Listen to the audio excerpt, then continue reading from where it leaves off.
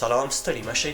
ملګرو ملتونو عمومي اسمبلۍ کې د افغانستان د څوکۍ د ورکړې پریکړه ځنډولې. ملګرو ملتونو کې د افغانستان څوکۍ ته د اسلامي امارت نومان دغه پریکړه افغان ولس سره بې انصافي او غیر قانوني بللې.